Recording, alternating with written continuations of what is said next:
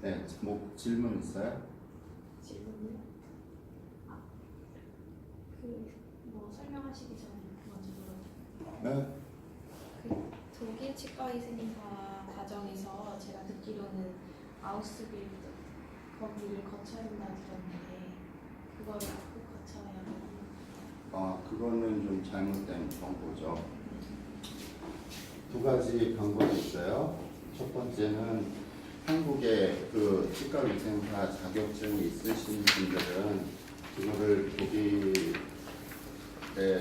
그 우리 운전면허증 있으면 국제운전면허증 바꾸는 거 사진만 갖다 주고 5,000원 주면 바꿔주는 것처럼 여기 요 바꾸는 거가 한 50만 원 정도 들 거예요. 서류 작업하는 거가. 근데 그 작업을 해서 그 국내에서 국가기관에서 인정하는 그런 면허증, 면은 그거 이렇게 바꾸는 제도가 있어요. 그걸 해서 바꾸면 소위 말하는 이 아우스빌딩은 필요가 없는 거죠.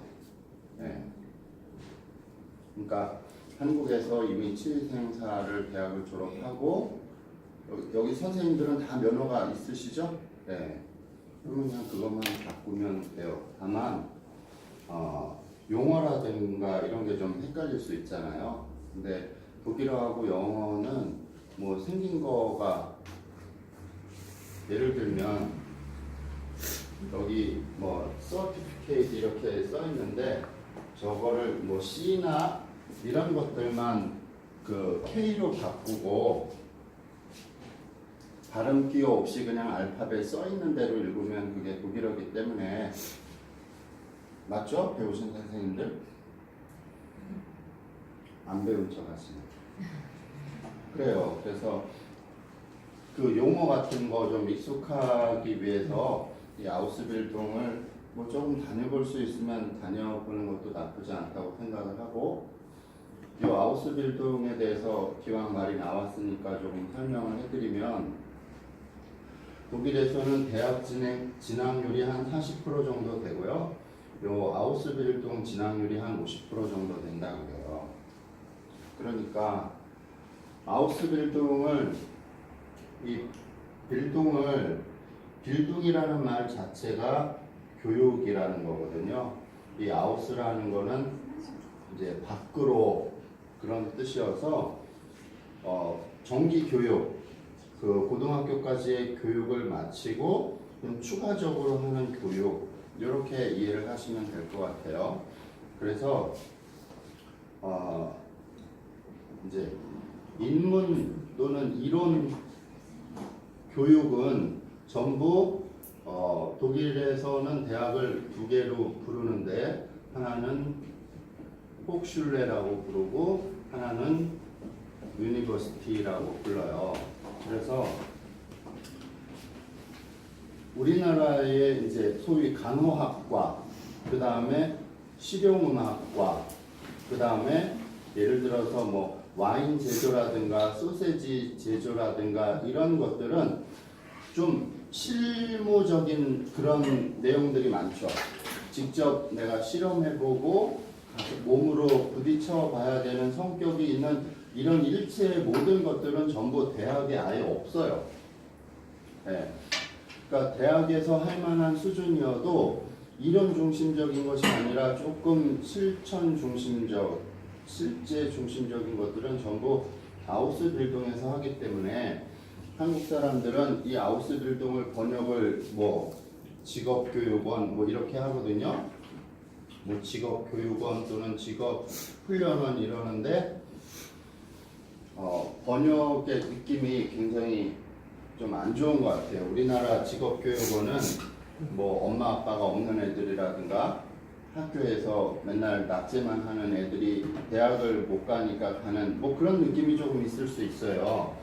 그런데 독일의 아우스빌딩은 독일의 제도상 그 직업을 가지려면 하다못해 동네에서 세탁소를 하더라도 아우스빌딩을 해야 되고, 그 다음에 동네에서 빵집을 하려고 해도 아우스빌딩을 해야 되고 모든 아우스빌딩을 해야만 정부에서 사업자 등록증을 내주기 때문에 이 아우스빌딩은 단순한 직업교육하고 우리나라의 직업교육원으로 번역되는 거는 적당한 표현이 아니다. 그래서 그냥 아우스빌딩은 좀 실천 분야 대학이라고 이렇게 여러분들이 생각을 하시면 좋고, 그러다 보니 이 아우스빌딩은 소위 이제 이원제 교육이라는 게 있어요. 그래서 하나는 학교를 가고 하나는 직장에서 배우고 이 두 가지를 하는 거예요. 그래서 학교는 보통 평균적으로 일주일에 이틀 정도 하고요. 직장은 3일 정도 가요. 그런데 우리나라 그 대학생들이 일반 회사로 그 실습을 나가면 한 달에 한 30만 원 정도 받더라고요. 근데 독일은 이 아우스빌딩이 1년제, 2년제, 3년제 보통 이렇게 3년으로 구성되어 있는데 이제 여러분들 같은 케이스처럼 이제 간호학과를 예를 든다면 요 1학년 때 월급을 받아요. 왜냐하면 직장에 가서 배우더라도 직장에 있기 때문에. 그래서 1학년 때 약 한 700유로에서 800유로 정도 받는다 그래요. 그러면 700유로면 아까 그 커피 쳤던 선생님 성함이 어떻게 돼요? 윤혜인이요. 네? 윤혜인이요. 네. 한번 계산 좀 해볼까요? 700유로 곱하기 1,300원 하면 얼마 정도 돼요? 90만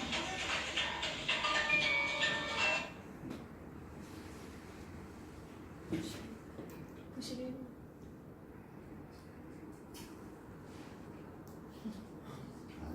아니요. 계산기 좀 돌려보세요. 700유로 곱하기 1,300원 하면.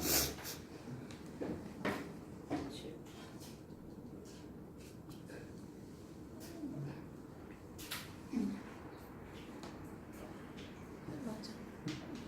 맞는데. 91만 원? 맞는 걸로 합시다. 1,300.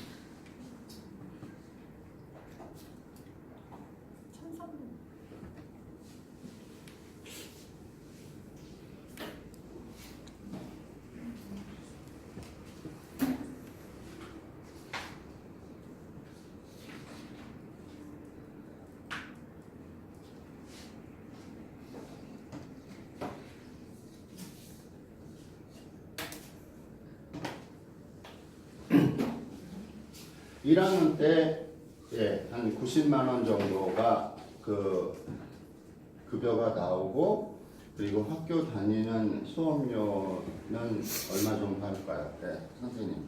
요 아우스빌딩 수업료는 얼마 정도 할까요? 없는 걸로.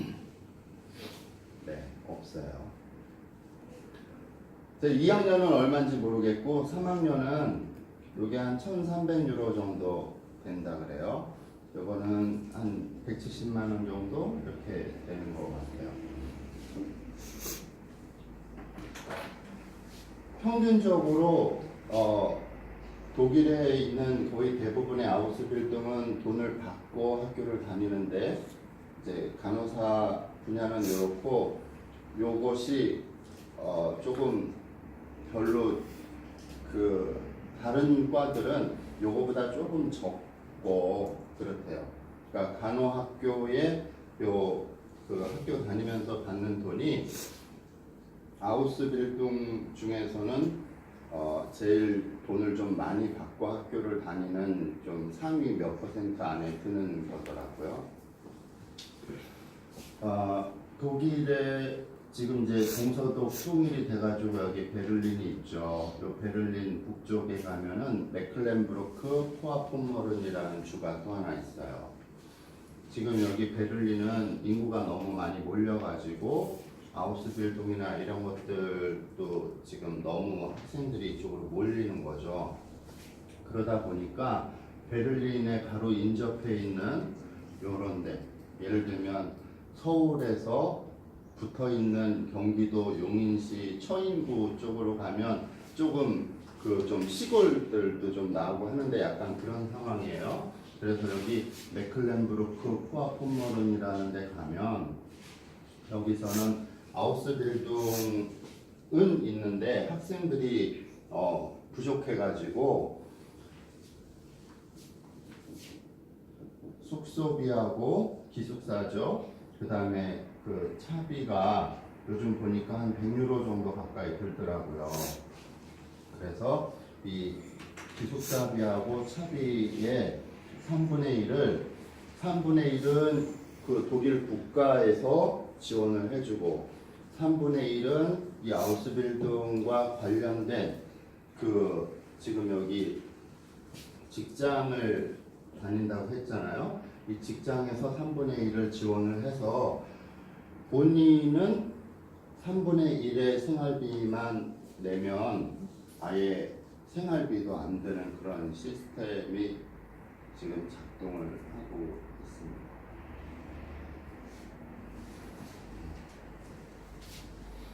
네, 질문에 대한 답이 좀 됐죠? 또 다른 질문 한번 받아볼까요? 거기 독일에서 그 원장 치과 운영하고 있는 원장님이랑 연락을 한번 해본 적이 있는데 그 시험을 독일 현지에서 여기 면허를 있더라도 혹시 시험을 봐야 된다고 하더라고요. 그 정확히 어떤 부분이에요? 그렇죠. 그거는 이 독일은 주가 여러 개예요. 주가 여러 개여서 그것에 대해서 언제쯤 연락을 해보셨어요? 올해 한 3개월 정도.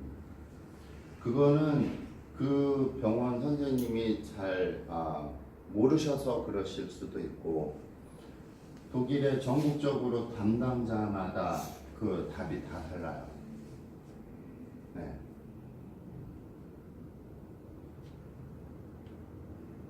그러면 그 방금 아까 뭐 50만 원 들여서 바꿔서 가야 된다고 하셨잖아요. 그거는 국내에서 어떤 기관에 가서 하는 건가요? 아니죠. 한국에서 서류를 만들어서 독일에 보내서 독일에 그것을 처리하는 관청에서 처리를 해주는 거죠. 독일 어디에 보내요? 그거는 제가 나중에 알려드릴게요.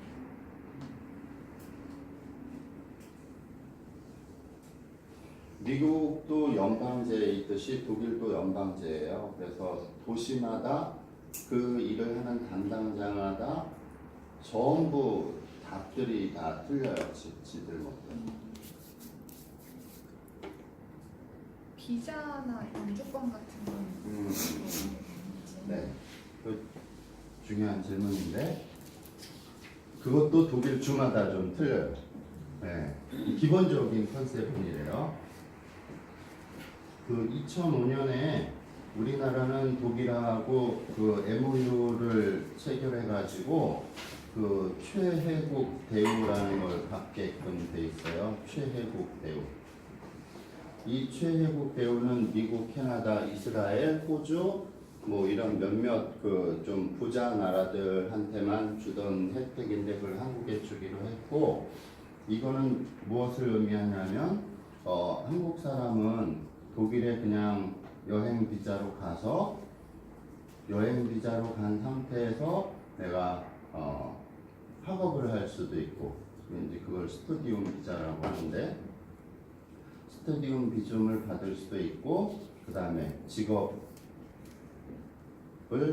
그 취업 비자를 받을 수도 있어요. 그래서 스터디움 비자는 아무리 학교를 오래 다녀도 영주권이 안 나오고요.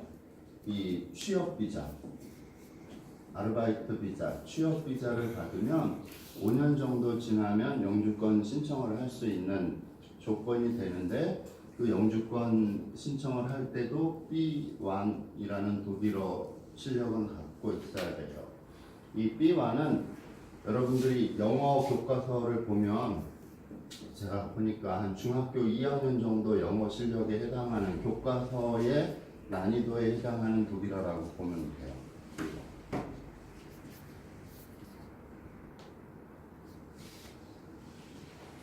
B1을 한 번 따면 취득하면 계속 쓸 수 있는 건가요? 아니면 아니요, 그렇지는 않고요. 그 한번 따면 그거는 뭐 기본적으로 그렇다고 해서 아예 그런 그 독일은 전부 서류를 중시하기 때문에 서류를 그 조이그니스라고 해서 저런 서티피케이트를 갖고 있으면 그걸 제출하라 그러면 그거를 그 복사를 여러 장 해놔서 그거를 제출을 하면 돼요.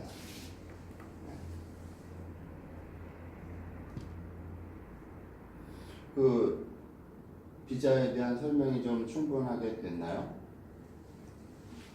좀 더 궁금한 거 구체적으로.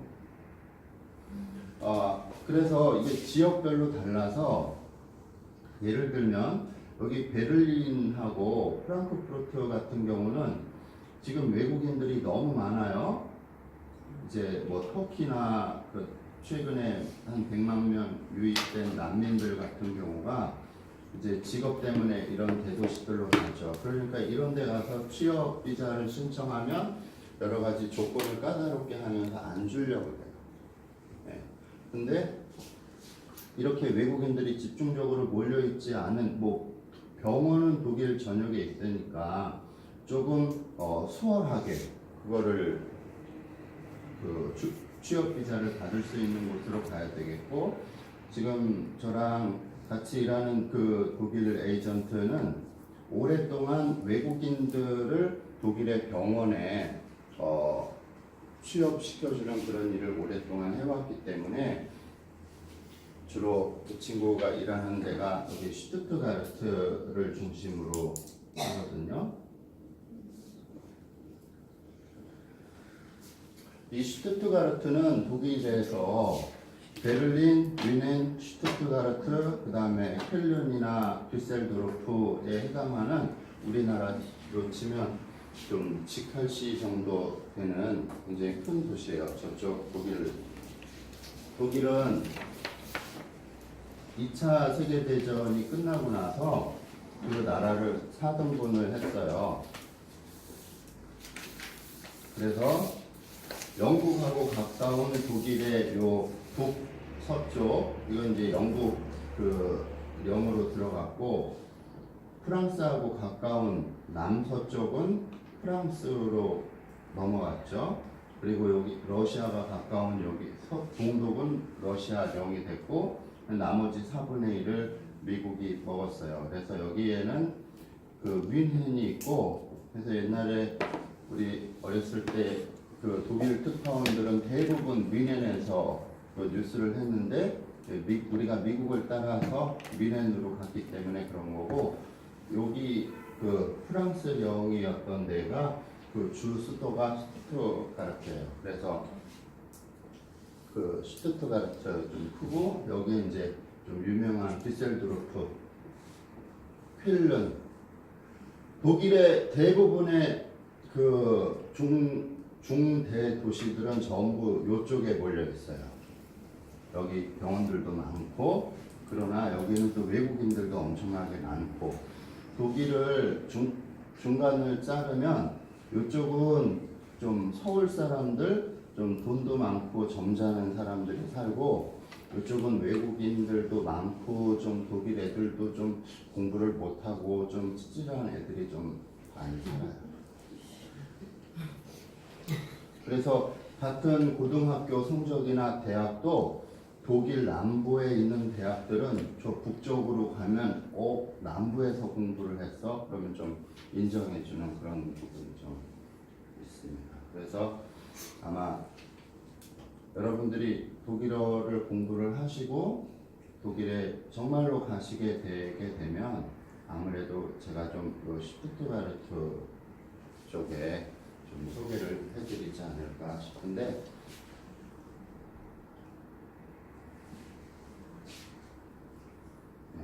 그래서 우리나라처럼 전국적으로 동일한 그 원리가 적용이 되는 게 아니고 주마다 그 주 안에 있는 조그만 그 공무원들마다 의견이 다 달라요. 그래서 저는 독일의 그 외국인들한테 비자를 주는 그 공무원을 제가 독일에서 고소한 적이 있거든요. 싸웠어요. 비자를 받아냈는데 순순히 안 주면 싸워야죠. 내가 독일에서 할 일이 있는데. 그러면 처음에 굳이 워킹으로 갈 필요가 없나요? 워킹이요? 워킹 비자로 갈 필요가 없나요? 아, 오케이. 그럼 선생님 원래 하시려고 했던 계획을 한번 얘기를 해보세요. 제가 1월 달에 출국 이러면 이렇게 입을 막고 얘기를 하니까 잘 안 돼요. 1월 달 출국 예정에서 일단 워킹 비자를 가서 받는 다음에 올 1월 아니면 내년? 내년 1월에 음. 돌아오는 1월에 그래서 가서 일단 1년 동안 더 어학원에서 준비하면서 이제 말이 돼야지 거기 현지에서 취업이 가능하다고 하더라고요. 그렇게 해서 현지 치과에 취업을 하든지 아니면 한인치과 쪽으로 알아봤었거든요. 한인치과 쪽에서도 근데 뭐 시험을 봐야 된다고 한 게 거기서 정보라더라고요. 그 시험을 봐야 된다는 거는 어떤 면에서 그 한인 원장에 그런 부담이 있을 것 같아요. 원장이 한국 사람이에요. 그러면 직원들도 또 한국 사람이고 좋을까요? 그래서 근데 그분의 입장에서는 현지 상황은 병원 잘 모르겠긴 하지만 그분 입장에서는 직원이 많이 부족하니 저는 오면 환영이다라고 답변을 받았어요. 대신에 언어가 돼야 된다라는 존재 조건이 있었어요. 네, 오케이 그거는 동일한데 그 시험은 어떤 시험? 그러니까 여기서 면허랑 거기서 면허가 다르니까 그쪽 현지 보험 같은 경우는 거기서 또 취득을 해야 된다고 하더라고요. 그런 부분들을 말하신 것 같은데 정확히 디테일한 건 제가 알아보고 시험을 봐야 된다는 거는 아우스빌딩을 해서 졸업을 해야 된다는 건데 그 제가 봤을 때는 그런 내용은 아닌 것 같아요. 아우스빌딩을 하지 않고 시험만 보는 거가 있다는 얘기를 들어본 적이 없거든요.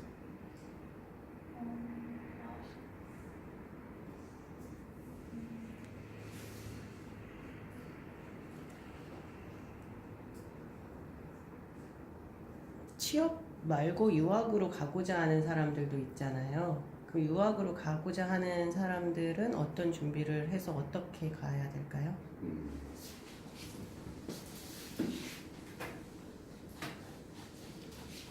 현재 그 독일의 그 치의생학과나 그런 교육을 받을 수 있는 대학이 있는지 등등. 지금 뭐 한 3년 정도 됐죠? 쾰른의 이 치위생과로 대학이 설립이 됐어요. 이건 이제 한 가지 대안이 있고 두 번째로는 이제 아우스빌딩이죠. 지금 현재 독일 대학에서 치위생과가 있는 거는 여기 한 군데로 제가 알고 있어서 좀 선택의 폭이 넓지 않는 것이고 아우스빌딩은 독일 전역에 있어요. 독일 전역에. 그리고 이 아우스빌딩이라는 교육기관은 학교에서 학생을 받아서 뭐 공부하는 도중이나 나중에 그 직장을 보내주는 게 아니고 여기에 그 독일에서는 회사를 피르마라 그래요. 회사에서 먼저 오파를 주고 우리가 직원이 몇 명 필요하다 해서 오파를 주고 그리고 그 오파 티오만큼만 학생을 뽑는 거예요. 그러다 보니 아우스빌딩에 입학이 되었다는 것은 이미 자기가 출근할 직장이 있다는 거죠. 그리고 여기에서 무사히 잘 공부를 하고 회사에서 근무 태도가 나쁘지 않으면 취업을 하는 것이고요. 네. 그러니까 아우스빌딩은 지금 현재 독일의 대학이 하나밖에 없기 때문에 아마도 이 쾰른에 있는 대학에서 졸업을 하면 병원에 그 취업을 할 때 조금 대우가 좋을 수도 있겠다 하는 생각이 조금은 들어요. 조금. 그러나 병원은 너무 많고 여기 졸업생은 극히 일부기 때문에 쟤네들한테 무슨 특혜를 주려고 해도 그게 너무 숫자가 아직은 적기 때문에 큰 어떤 차별이 있을 거라는 생각이 그건 좀 하기 어렵고요. 예. 그리고 대부분의 독일의 아우스빌딩은 그 분야에 관련해서 아우스빌딩을 졸업하면 예를 들면 그 대학에 본인이 진학을 원하면 좀 수월하게 그렇게 돼 있어요. 보통 독일의 고등학생들이 성적이 조금 그 모자라는 경우에 대학이 너무 좋은 과여서 경쟁이 치열해가지고 못 들어가는 경우가 간혹 있어요. 독일은 기본적으로 입학 정원이라는 게 기본적으로는 없어요. 그냥 학생들 있는 만큼 뽑고 그 다음에 교수를 좀 더 충원하는 그런 방식이거든요.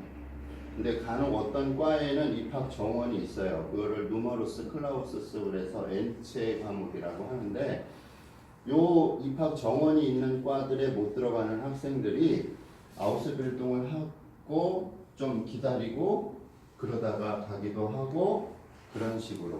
아우스빌딩은 그냥 여기를 졸업하면 바로 직장 생활만 해라 이런 것이 아니고 어떤 그 정규 교육 과정으로 들어가기 위한 좀 예비 과정, 좀 준비 과정, 그리고 고등학교 때 성적이 조금 안 됐던 것을 보충하는 과정 그런 정도들로 좀 역할을 하기도 하거든요. 이 간호사 선생님들 분위기가 살벌하네요.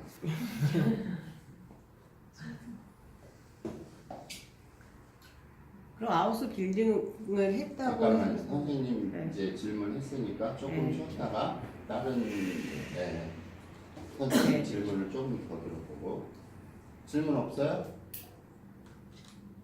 보니까 2시간이 금방 지나가겠네. 벌써 30분이 흘렀네. 자 선생님 뭐 질문할 거 없어요? 저 정보가 아예 없이여가지고 지금 할게 없어요. 정보 들어온 거였어. 그러면 네 선생님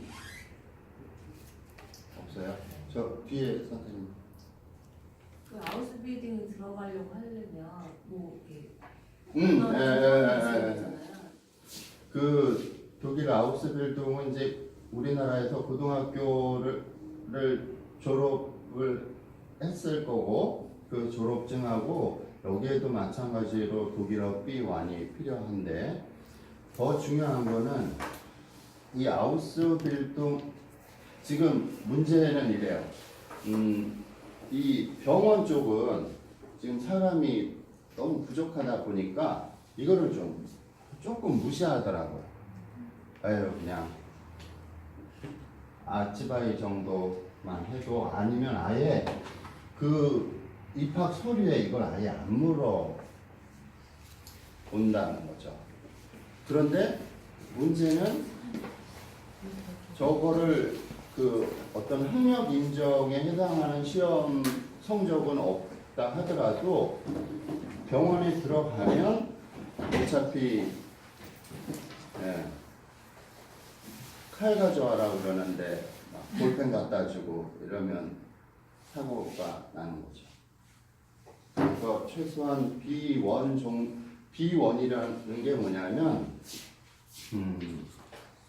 약간 이제 좀 공문서, 짧은 공문서 정도 해독하고 그 다음에 직장에서 보통 쓰는 뭐 단어가 한 500여 개 정도 될 거예요. 요 단어들이 주어지면 그거 가지고 간단한 의사소통을 할 수 있는 정도의 실력이기 때문에 이게 그렇게 어렵다고 볼 수는 없어요.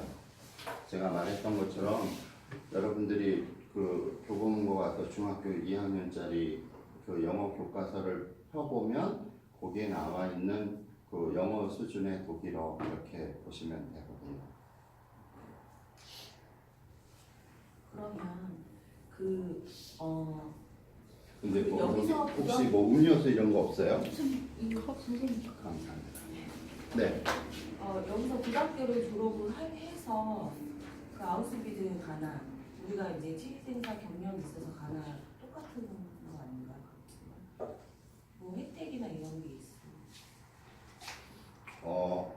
그러니까 아우스빌딩은 여러분들한테 뭘 배우러 가기보다는 한국 거를 이렇게 독일어랑 맞춰보는 그런 과정이 되겠죠. 한국에서 배우신 게 엄청 빡셀 거예요. 생각해 보세요. 얘네들은 3년인데 그 일주일에 이틀 정도만 학교를 가면서 배운 애들이란 말이에요.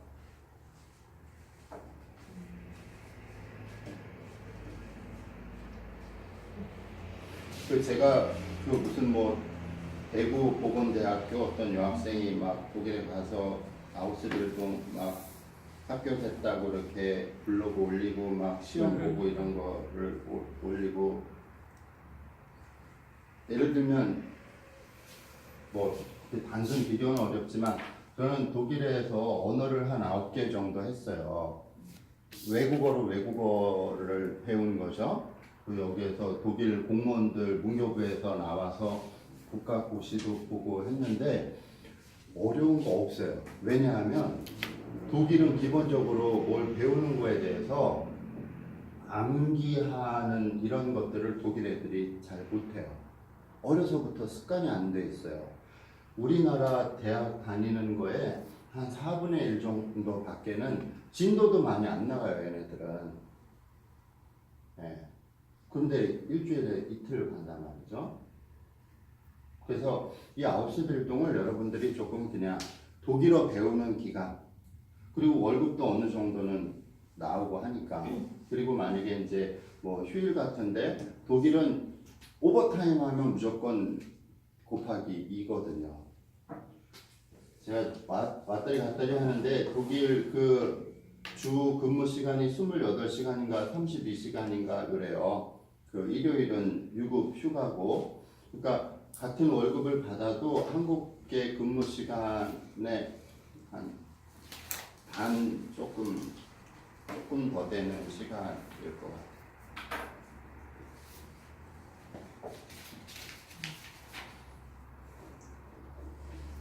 자, 제가 좀 쓸데없는 좀 5분 정도 좀 쓸데없는 얘기를 좀 하고 싶어요. 오늘